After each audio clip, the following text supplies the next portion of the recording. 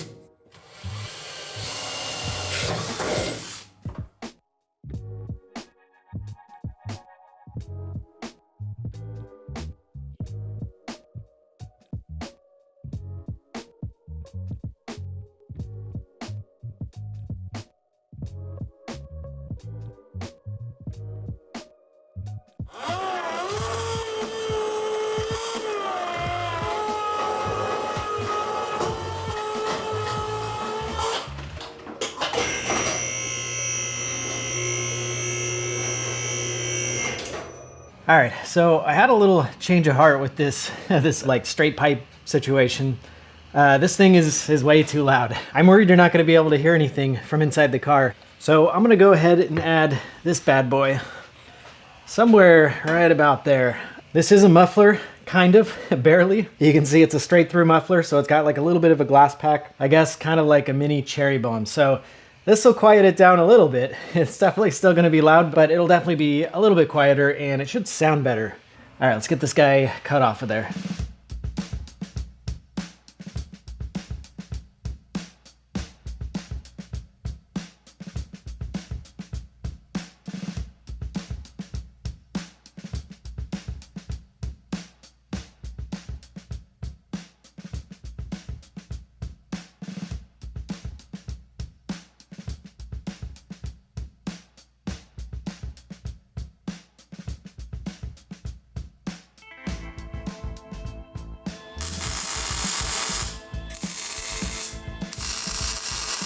All right, muffler is installed, looking pretty good. All right, so I think the next thing I wanna try and do here is drain out the fuel tank. This is the gas tank right here in the middle, in the transmission tunnel. I do wanna run like premium, whatever, higher octane gas for my nitrous. And I also don't know how long this gas has been in there. So it could be extremely old. It's likely somewhat old. I'm thinking if I just take this fuel outlet thing off there, I can hotwire the fuel pump and actually use its own fuel pump to pump all this stuff out. So yeah, let's see if we can figure out how to do this.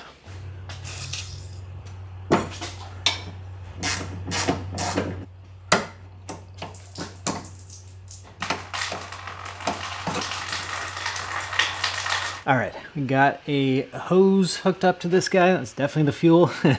And I got it into a gas container right there.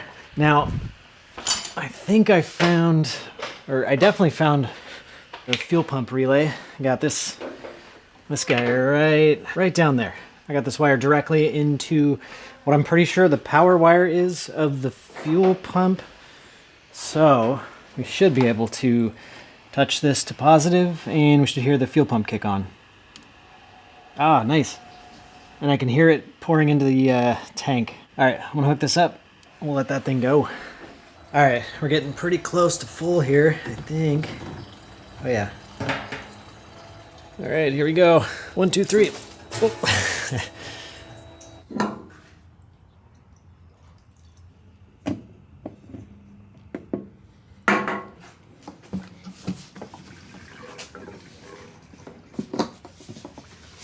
All right, so I got the vacuum situation in here very much simplified, and I also got my intake manifold gaskets in the mail. These tiny little, gaskets. So I'm excited to see this run. But before I do that, I'm going to change out my spark plugs.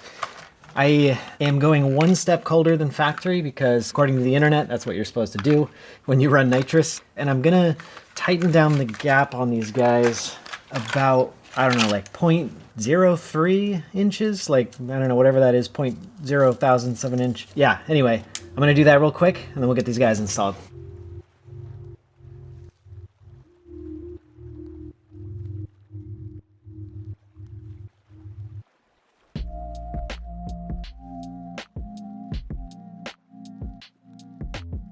All right, one thing that I'm gonna do before I put the intake manifold back on is take out the Schrader valve in this little fuel thing. Oh, there it goes. It's kind of like a bicycle tire, whatever. This thing restricts the flow, and I want that bad boy to flow. I want it to do the opposite of restricting for my nitrous feed.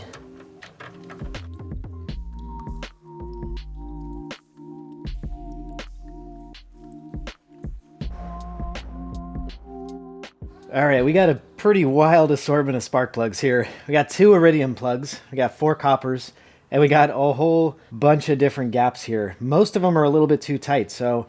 Oh, and a cracked spark plug, so it's good that I'm replacing these, and maybe there's some hope to make this thing run a little bit better. All right, I got the old gas drained out, and then I got some premium, like a little higher octane gas, and I got some seafoam in there. Maybe this will help clean some old dirty injectors, I don't know.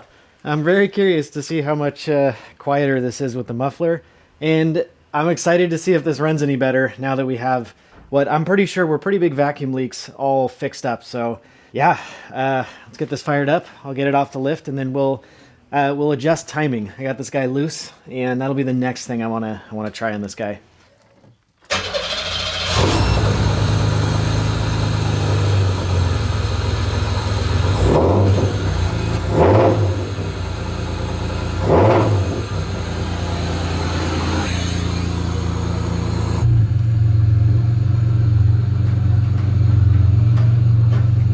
All right, this thing I'm sure you can't hear me.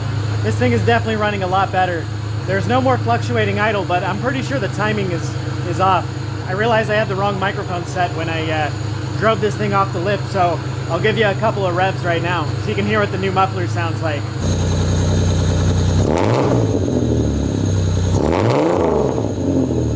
Definitely quieter, but definitely still loud. So what I'm gonna do now is go into diagnostic mode, which involves jumpering a little port down there, jumper a couple of wires, and then I can set some bass timing.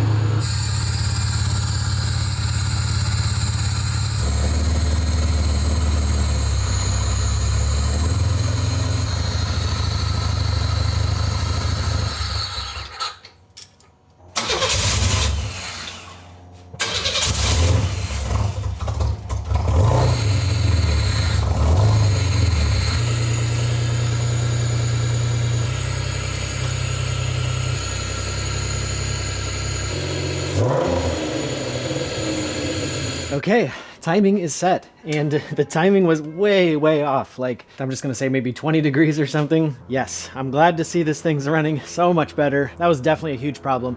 And I also found another vacuum leak, so we're looking good. So I got all of the little connections. I was waiting on a few of them, but I got everything I need to hook up the nitrous. Let's get that bad boy put in there.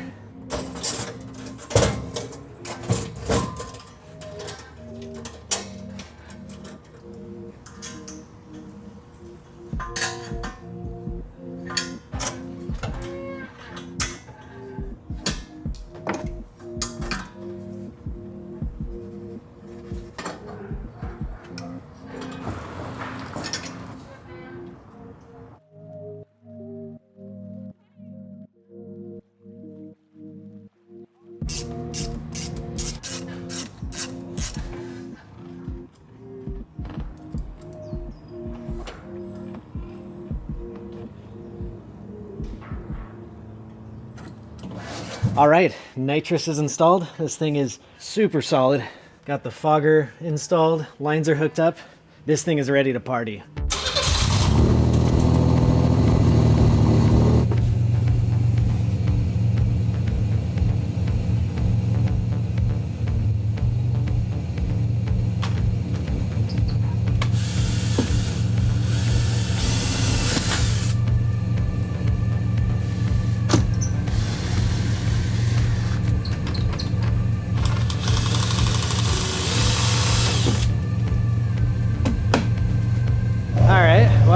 It's been running for a while now and it's all looking pretty good, I guess.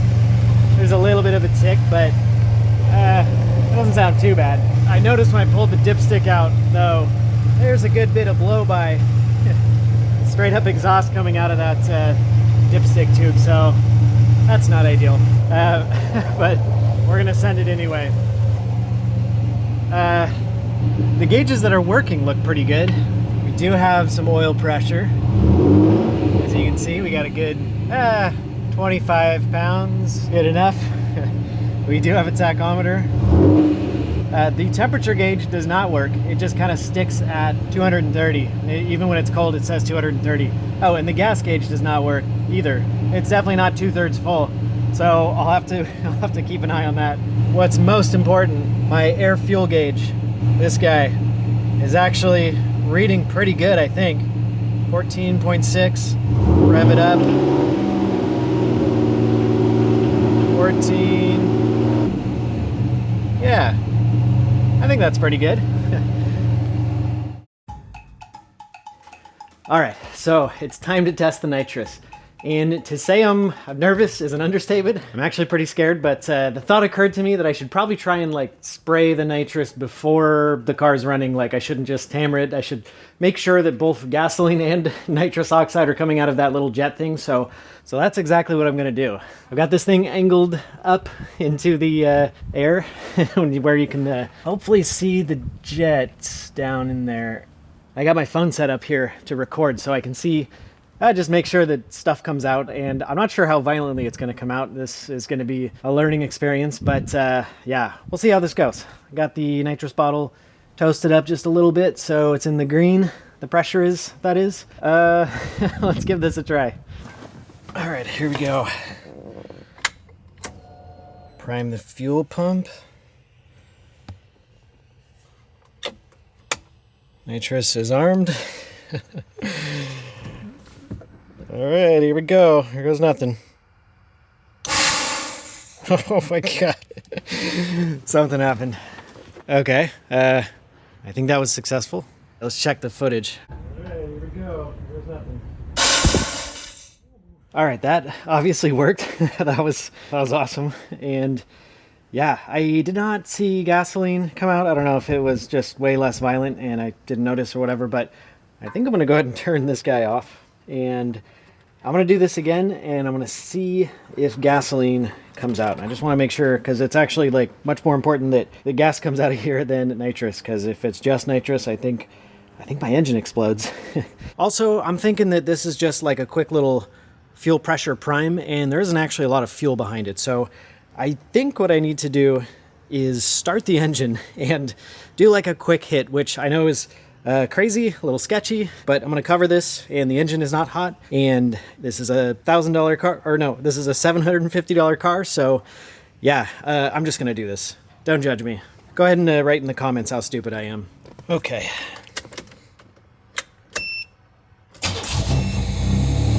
All right. And here goes nothing.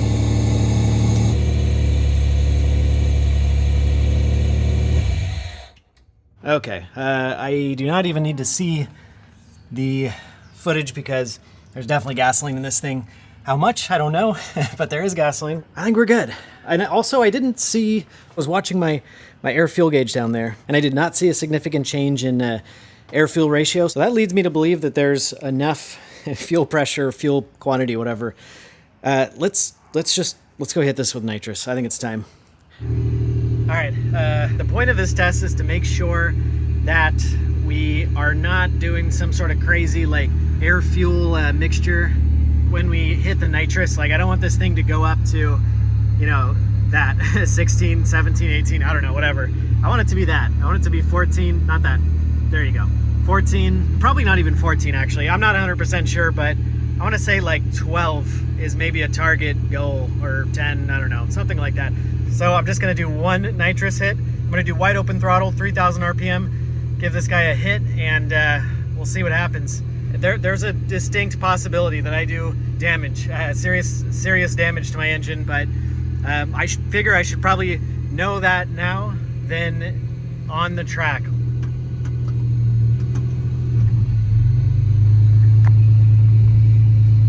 All right, here I am in Mexico. Oh, I'm so nervous. Okay, I'm gonna put the phone down. Here we go.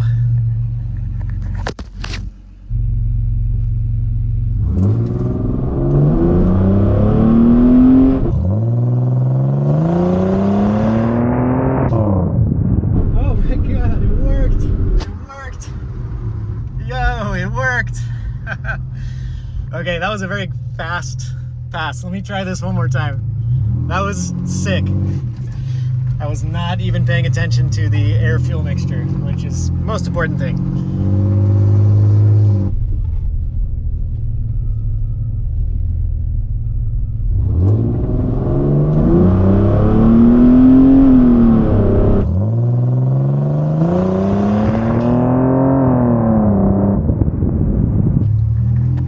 Okay, it worked. The car is not dead. The air-fuel mixture went down to like 10 and kind of stopped, but it was at like, you know, 12, 11, then 10. But what's important is that the car survived, and there was definitely a good little kick in power there, so we're looking pretty good, man. That was seriously awesome.